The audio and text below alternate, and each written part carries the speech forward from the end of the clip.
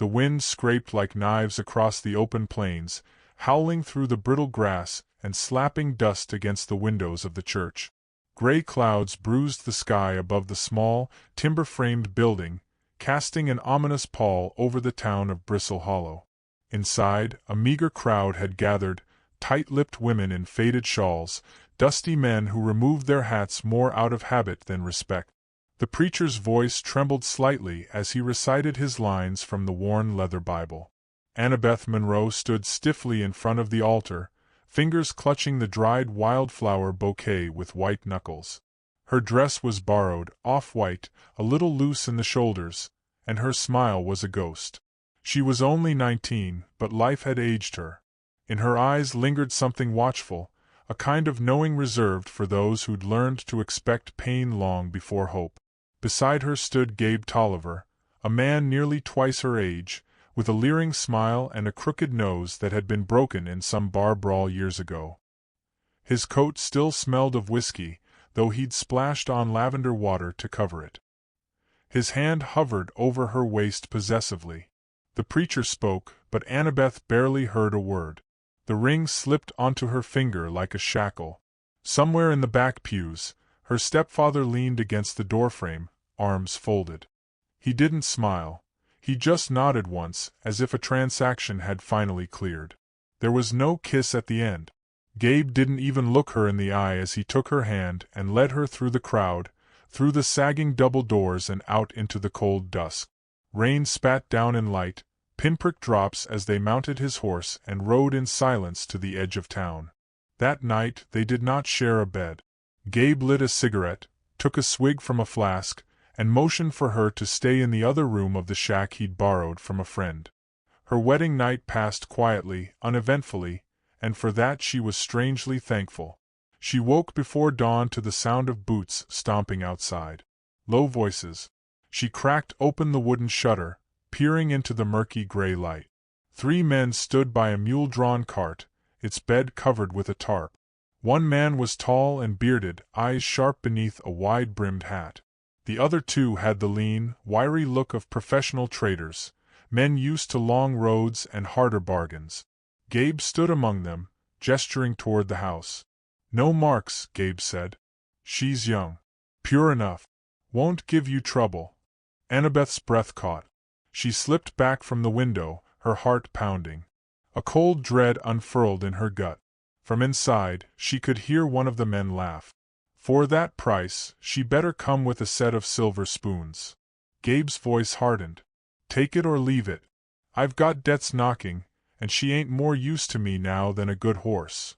The trader grunted, spat in the dirt, then said something she couldn't catch. Coins clinked. Heavy ones.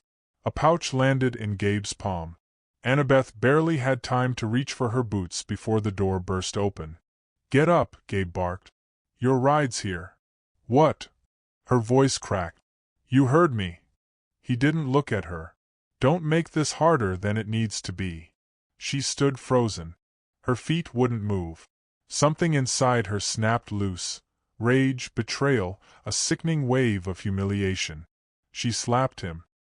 His eyes lit with a cruel satisfaction. "You'll pay for that." He shoved her against the wall. Before she could react, the traders were on her, grabbing her arms, forcing a gag in her mouth. She fought, screamed through the cloth, kicked as they dragged her through the door and hoisted her into the wagon. The tarp fell over her, sealing her in darkness. The road that followed was endless. Days passed. Maybe more. The rocking of the cart blurred with the sound of wheels grinding dirt, of muffled voices outside. Sometimes they threw her bread and dried meat. Sometimes they said nothing at all. Her wrists were raw. Her lips cracked from thirst. She began to wonder if death would come first, and whether it would be kinder. Then, one morning, the cart stopped. Voices again. New ones. "I said let her out." The voice was older, calm, but it cut through the others like a blade. Annabeth barely lifted her head. The tarp flung open. Sunlight stabbed her eyes, and behind the glare stood a man. Tall. Broad shoulders beneath a Union cavalry coat, worn and patched. Gray threaded through his beard. His face was weathered like leather, but his eyes were not unkind. The trader's voice drawled behind him. "Ain't your business, mister. She's been bought and paid for. I'll double what you paid." "That ain't." The man stepped forward, his voice lower now, but darker. "Triple." Coins clinked. He dropped them in the trader's hand. She heard the gasp. Someone muttered, "Fool." Then he was climbing into the cart. He didn't touch her, just held out a hand. "Can you walk?" he asked gently. She stared. Her lips trembled around the gag. Then, slowly, she nodded. He cut the rope around her wrists with a hunting knife, then removed the gag. Her voice was gone. But her eyes met his, and something in them pleaded not just for rescue, but for belief. They left the traders behind, riding west on horseback. The plains stretched endlessly. She rode behind him, clinging with stiff arms, too weak to speak. Her name floated on the wind between them, unspoken. It was only that night, beside a fire built beneath twisted pines, that he spoke again. "My name's William Calder," he said. "You don't have to tell me yours." "Not yet." She looked at him, wary. Her face was still bruised. Her hands shook as she held the tin cup he offered. "Why?" she whispered hoarsely. "Why would you?" He shrugged. "Because you looked like you'd already been to hell. And I've been there myself. It's not a place anyone should stay." She turned away. Silent tears slipped down her cheeks. He said nothing more. Just stoked the fire and leaned back against his saddle, staring at the stars. That night, sleep didn't come easy.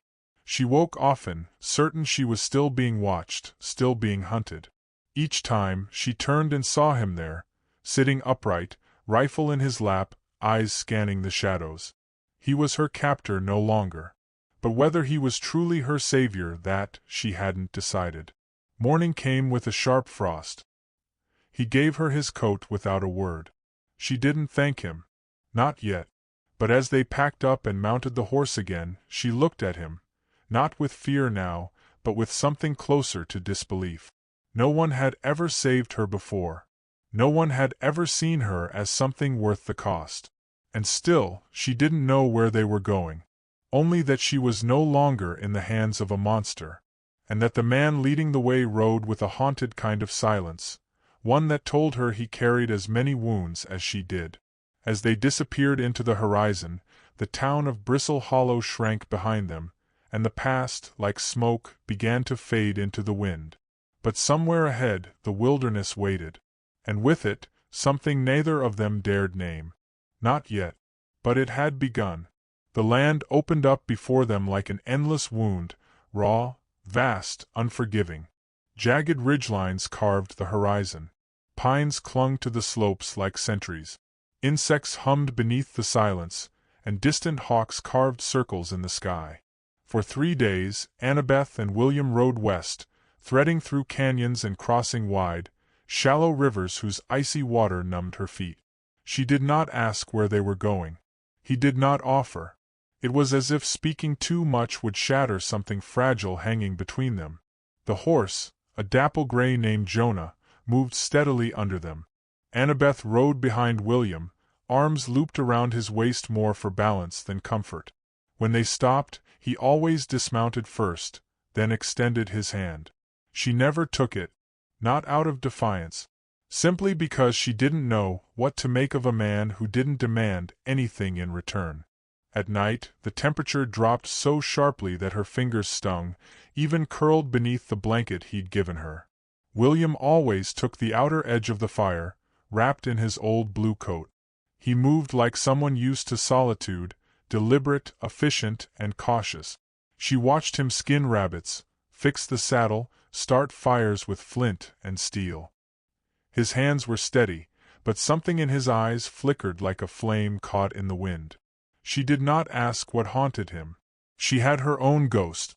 On the 4th day, the quiet cracked. It happened just after sundown, in a meadow ringed by cottonwoods. William had gone to gather water from the stream, leaving Annabeth at camp. She was arranging kindling when the brush to her left rustled, slow, deliberate. She froze. Then it came, low and guttural, A growl. Turning slowly, she saw it. A black bear, maybe 6 yards away. Broad-shouldered and muscled like a boulder, it sniffed the air, eyes locked on her. She didn't scream. She couldn't. Her breath had vanished. The bear stepped forward, huffing.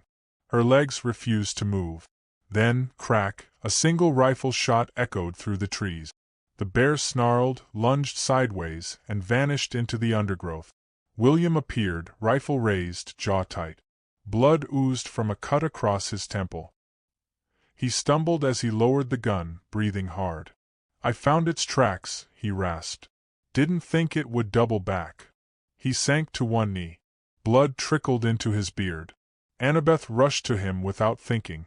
She knelt, hands trembling as she touched his forehead. The gash was shallow but messy. "You're bleeding." "I've had worse." His voice was hoarse. "You all right?" She nodded slowly, heart still hammering. He didn't flinch when she pressed cloth against the wound. "I would have frozen," she whispered, "if you hadn't come back." "You didn't run," he said, meeting her gaze. "That counts for something." They said little else that night. She sat close to the fire, eyes darting at every noise in the brush.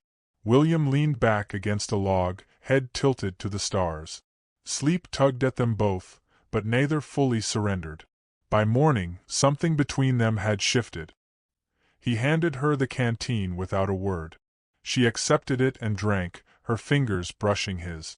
She didn't pull away. Later that day, as they rode through a narrow valley, Annabeth broke the silence. "Why were you really at that trading post?" He hesitated, then spoke. "Was passing through. Heard someone yelling. Knew what kind of men run those wagons.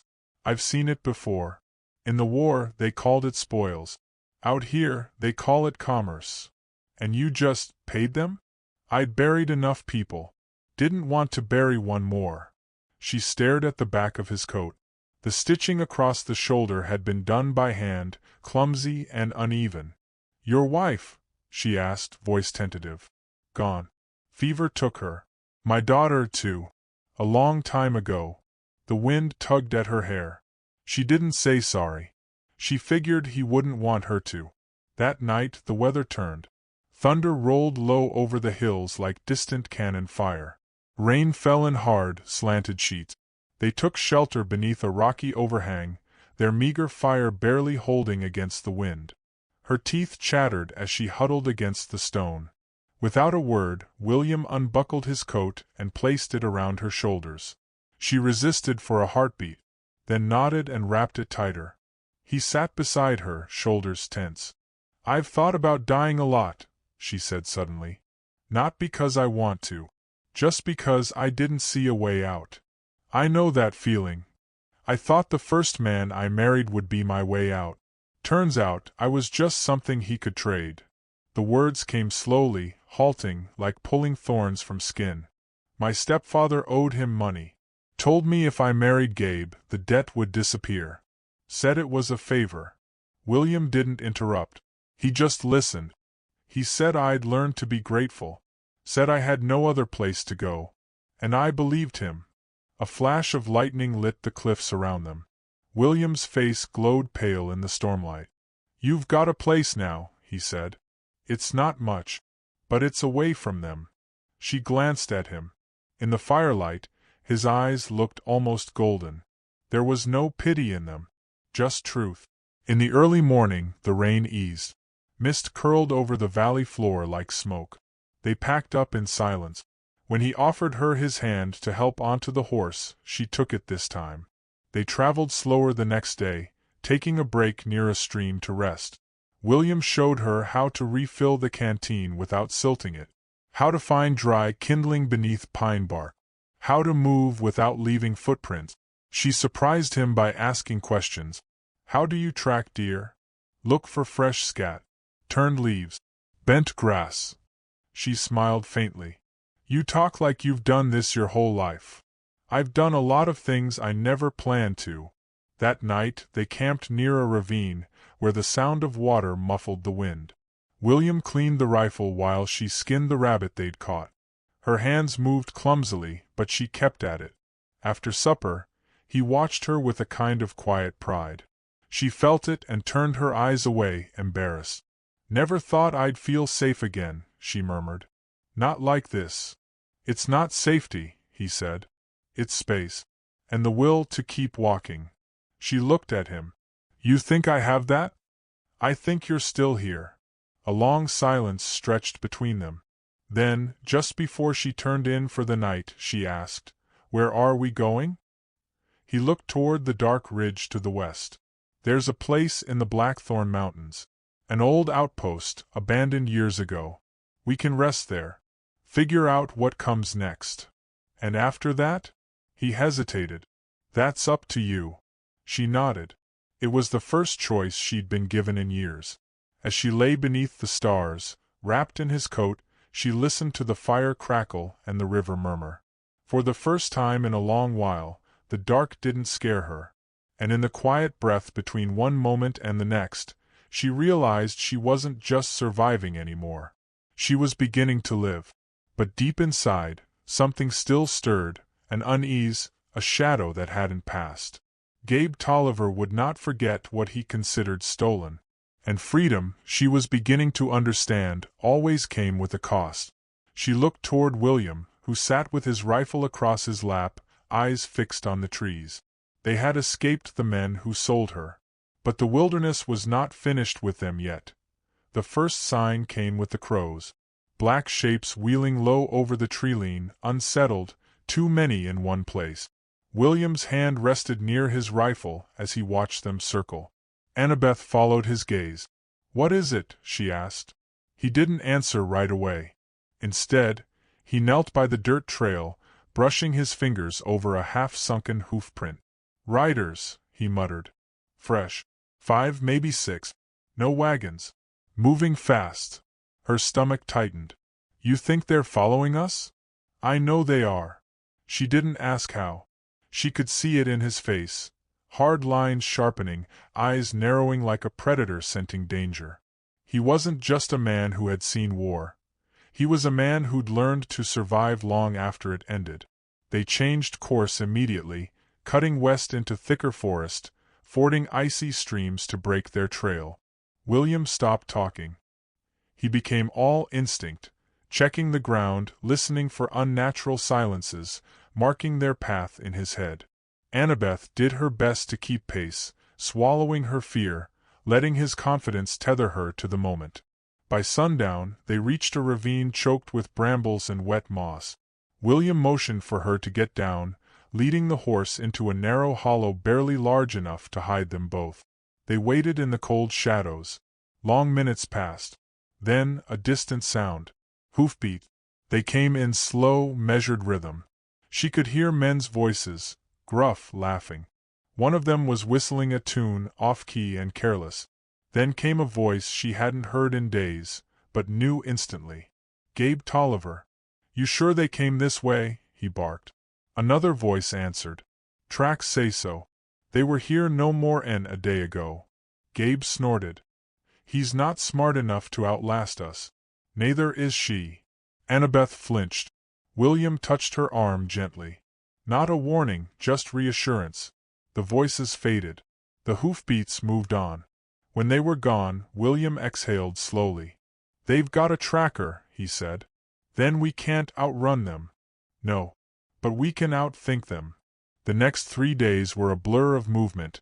Up steep slopes, through dense, tangled woods, across frozen creeks where the ice cracked beneath their boots. Sleep came in short bursts. Meals were cold and scarce. And always, the sound of pursuit echoed behind them like a fever dream. One morning, they stumbled across a burned cabin in the pines. Charred beams, blackened earth, rusted tools scattered in the dirt. William moved through it with a quiet familiarity. He found a broken stove, half a bag of oats still sealed in a tin. "This was a settler claim," he said. "Probably burned in the first wave of raids when the treaties broke." He didn't have to say it. She could feel it too. Something terrible had happened here. That night, they slept beneath what remained of the roof. Annabeth watched William as he sat cleaning his rifle again. The flames flickered across his face, casting shadows like scars. "Did you ever kill a man?" she asked suddenly. He didn't look up. "Yes." "Did it change you?" He nodded. "It took something. Left something else in its place." She understood that answer more than she wanted to. The next day, they spotted smoke in the far distance, thin, white, rising in a lazy spiral. "Scouts," William said. "They're spreading out." Annabeth felt panic coil in her chest. "We can't keep running." "I know." He turned the horse toward the mountains. "We'll make for Blackthorn Ridge. There's a canyon pass up there, narrow, high ground. If they follow, we'll have the advantage." They reached the pass just before dusk. Wind screamed through the gorge like a living thing. The air turned colder, thinner. William led the horse down a rocky incline and into a narrow ledge hidden beneath a rock outcropping. It was there he finally looked her in the eyes. "We make our stand here. If they come, I'll hold them off. You take Jonah, ride hard west. Follow the river until it bends south. There's a fur trading station about 30 miles from here." "No," she said immediately. "You have to." "No," she repeated. "You didn't leave me behind. I won't do that to you." They stared at each other, both trembling, one with exhaustion, the other with something more fragile. "You could still go," he said quietly. "Live your life. Get far from all this." She stepped closer. "I'm not running anymore." And for the first time, he smiled, barely, but it was there. They laid traps that night, thin tripwires strung between rocks, sharpened stakes hidden in the underbrush. William readied his rifle and checked the revolver he'd kept hidden under the saddle. Annabeth carried a knife now, tucked in her boot. She touched it often, not for courage, but as a reminder. They didn't sleep. By sunrise, the wind had died. The silence felt unnatural. Then, a whistle. Off in the trees. Too close. Annabeth drew her breath. William's hand closed around her arm. "Stay low. Wait for my signal." The first man appeared between the pines, rifle raised, his coat dusted in frost. William fired before the man even saw him. The crack echoed like thunder through the pass. The man dropped without a sound. Then chaos. Gunfire erupted. Yells, horses shrieking. 2 more men scrambled down the trail. Annabeth moved without thinking, slashing a rope that sent a rockslide cascading down into the narrow trail, blocking their path. A bullet whined past her head. She ducked. William shot again, once, twice. 1 man went down. The other fired wildly and dove for cover behind a tree. And then Gabe's voice rang out. "William! Come on out. Let's settle this proper." William's eyes narrowed. He stepped out from cover. "I don't think you understand what you're walking into, Tolliver." Gabe laughed. "I don't care what you think. You took something that belonged to me. She was never yours. She was bought. Paid for." "No," William growled, "she was sold." "That's not the same." Annabeth rose behind the rocks, heart pounding, knife gripped tightly. She saw Gabe now, smirking, confident, thinking he still held the power. "I should have killed you when I had the chance," he spat. "You never had the chance." A beat. Then Gabe raised his revolver. But before he could fire, Annabeth stepped from the brush and threw the knife. It struck him in the shoulder.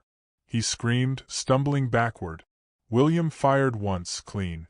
Gabe dropped, gun spinning from his hand. The silence that followed was deafening. Only the wind again. And birds, startled, fleeing. William lowered the rifle. Annabeth stood still, breathing in sharp gasps. Her hand trembled. "He would have kept coming," she whispered. "I know." She looked down at Gabe's body. There was no satisfaction. Only a hollow ache. The remaining riders, those still alive, had fled. The canyon was still again. They buried Gabe at the foot of the ridge. No prayers. No words. Just a shallow grave and a pile of stones. That night the fire burned warm. Annabeth sat beside William, her shoulders leaning gently against his. She didn't speak. She didn't need to. He looked at her, finally. "You saved my life. You saved mine first." They didn't kiss. There was no triumph, only understanding. The hunt was over, but the road ahead had only just begun. The morning came silent and gray, the world veiled in mist. A hush lingered over the canyon as though it, too, waited to see what the day would bring. The fire had burned low during the night, its embers smoldering in slow pulses. William stirred first, standing with a stiffness that betrayed the toll of the last week. He moved like a man burdened not just by exhaustion, but by a quiet resolve. Something had shifted in him. In both of them. Annabeth stood nearby, braiding her hair tightly as the wind pulled strands loose. She looked different now, leaner, yes, and more wary, but there was something behind her eyes that hadn't been there before. Determination. Control. And for the first time, she wore a pistol on her hip like it belonged there. "You sure this is where we stop?" she asked, voice quiet but steady. William nodded toward the ridge above them. "That pass is the last bottleneck before the open plains. If we cross it, we're ghost. But if anyone tries to follow, this is where we make it count." Annabeth followed his gaze. The pass narrowed into a stony throat, flanked by sharp cliffs on both sides. "A man with a rifle could hold it for hours," she swallowed. "Then we hold it." They spent the day preparing, gathering stones to form a small wall along the ridge, lining up supplies, placing a handful of makeshift traps in the underbrush below. Every movement felt deliberate, each task a final stroke before an unseen curtain fell. By mid-afternoon, the clouds had begun to roll in, thick and low. The air smelled like rain and iron. Annabeth sat by the fire, oiling the revolver Gabe had carried, the same weapon she'd taken from his body with trembling hands 2 nights before. William watched her, his gaze unreadable. "I used to dream about escape," she said suddenly. "When I was little. I'd imagine someone came for me. A stranger. Or maybe I just disappeared into the woods and no one could find me." He said nothing. She looked up. "And then you came." His eyes didn't waver. "You didn't need saving. You just needed someone to remind you how to run." The silence that followed said everything words couldn't. She reached over and took his hand, just for a moment, just enough. By dusk, the first signs came. Tracks near the lower trail. Fresh. More riders. Fewer than before, but dangerous still. They came at twilight. 3 men, grim-faced and desperate, moving like wolves who knew their prey was armed. These weren't mercenaries anymore. They were cornered men looking for retribution. The first shot rang out before they even saw her. Annabeth, crouched behind the stone wall, fired clean through the shoulder of the lead rider. He fell from his horse, crying out. Chaos followed, gunfire ripping the air, bullets sparking against stone. William picked off the second man from high ground, his shot echoing like thunder. The third dismounted and rushed the incline, slipping between boulders, close enough that Annabeth could see the whites of his eyes. She ducked, rolled, and came up with her knife. He lunged. They grappled, close, dirty, brutal. She kicked, clawed, slammed her elbow into his throat. He faltered, and she fired once into his gut. His body collapsed in her lap. She stared down at him, hand trembling. William was beside her in seconds, his rifle ready. He scanned the trees. Nothing moved. "They're gone," he said. "Or they will be soon." Annabeth looked at her hands, bloody, scraped, shaking. "I didn't think I could do that." "You didn't have a choice." "No," she whispered. "That's the part that scares me." He nodded. "That's how you know you're still human." Night fell. The wind howled across the ridge like a morning song. They did not sleep. Just before dawn, a fourth man came. He wasn't part of the others. Older, rough around the edges, scar across his brow. He walked calmly up the trail, hands raised, no gun drawn. William raised his rifle. "Not another step." The man stopped. "I ain't here to fight." "Why are you here?" "I was Tolliver's cousin. I followed because I thought you'd killed him in cold blood. Thought maybe I'd make things right for my kin. But then I heard what he did to her." He looked at Annabeth. "I got sisters. Wouldn't wish that kind of cage on nobody. William lowered the rifle slightly. So what now? The man shrugged. I turn back. You won't see me again. He turned and walked away without another word. When he was gone, Annabeth exhaled a breath she didn't know she'd been holding. He could have shot us both. William nodded. But he didn't. For the next 2 days, they moved west across open land, rolling hills dotted with scrub and old pine. The forest thinned. The sky grew wider. They came to a place William knew, an abandoned mission outpost half swallowed by the earth. A cracked bell tower stood sentinel, and the stone walls still held strong. Inside they found silence, dust, faded tapestries, a single wooden cross scorched by time. It was there that William told her the truth. I can't go with you, he said. She looked up confused. There's a bounty on my head. From years ago, before the war, I was part of a raid against a group of railroad men who were burning native land. I thought it was justice. The law didn't see it that way. She stepped closer. So what now? You disappear again? If I go with you, I bring danger. If I stay, I can draw it away. She stared at him, disbelieving. After everything, you're just going to vanish? I'm giving you a choice. No, she said, voice sharp. You're taking my choice away. Again. He looked at her then, with something like grief behind his eyes. I don't want to be the reason you look over your shoulder for the rest of your life. I'd rather look over my shoulder with you, she whispered, than walk away alone. They stood in silence as wind moved through the broken walls. Then he kissed her. Not desperate, not hungry, just real, like two people who had earned it. That night she sat by the fire and watched him sleep for the first time. But in the hours before dawn, he was gone. Left a note, scrawled in pencil on the back of a map. You are stronger than you think. Find the river, follow the stars, and live like you were never owned. Annabeth didn't cry. She didn't scream. She gathered her things, saddled Jonah, and rode. She crossed the Blackthorn Mountains alone, just like he'd taught her. Foraged, tracked, listened. When the storm came, she found shelter in a limestone cave and waited it out, huddled with a blanket and a loaded pistol. She reached the river 3 days later, and the trading post 2 days after that. The man there asked her name. She told him, for the first time, her own. Not Annabeth Tolliver.